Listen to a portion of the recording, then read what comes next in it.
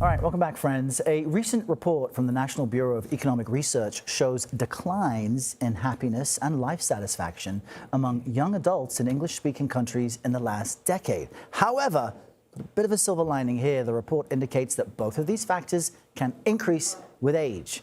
This is a topic explored by the Free Press's newest columnist, Arthur Brooks.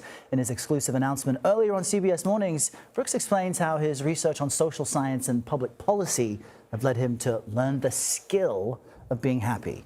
Brooks also explores how to achieve happiness in his fresh new book. You see it right here, titled The Meaning of Your Life. No small sell there, Dr. Brooks. He joins us now on set. And we should note that the Free Press is owned by our parent company, Paramount Skydance. Arthur, as you say, I can call you welcome. Great to have you here. Of course. Delighted to be with you. Why are we in such a happiness epidemic that led you into all of this research? Yeah, no, this is the reason that I'm a contributor to CBS on happiness for this very reason. We want to bring the ideas of happiness to millions of people. We want this to be the destination for more happiness, and we actually can get happier, but that starts with the answer to your question. What has actually happened since about 1990? Now, sort of the climate of happiness has been declining, faith is in decline, family life has been fragmenting, friendship is getting harder, especially with the way that we use social media all the time. And of course, people have a different relationship with their work. It's less towards service, and it's more about the hustle and grind culture.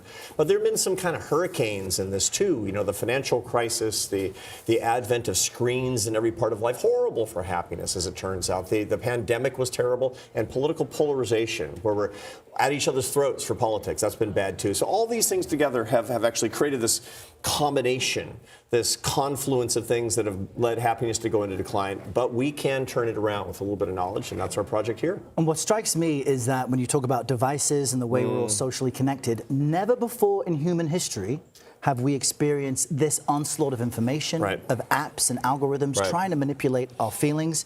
And I don't think we truly know what it does to the human psyche yet. Early signs are it's tough. It's not good. How can people who might be watching this feeling unhappy at home or on their commute or at work, how can we turn this around? Well, let's start by talking about what's actually happening to the brain. The way that we're using technology constantly, that we're distracting ourselves constantly, is literally, we're pushing ourselves into the part of the brain that's incapable of processing ideas of life's meaning.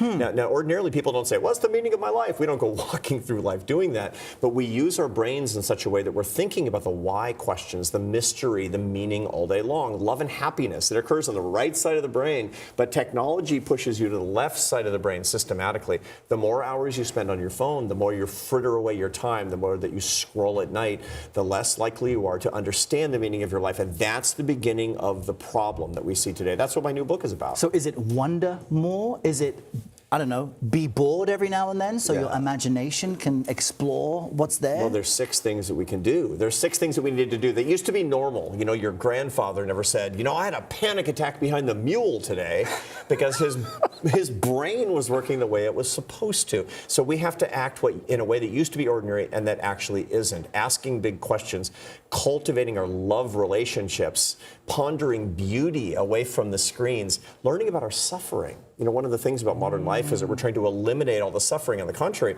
we're supposed to learn and grow from our suffering because suffering is part of an ordinary part of life. And this book is a 6-part plan in 6 months to find the meaning of life. Boy, how about that for a sell? Arthur Brooks, Dr. Brooks, congrats on your new role. We hope to see you much more ahead this year. Looking forward to it. Thank you. Thanks for being here.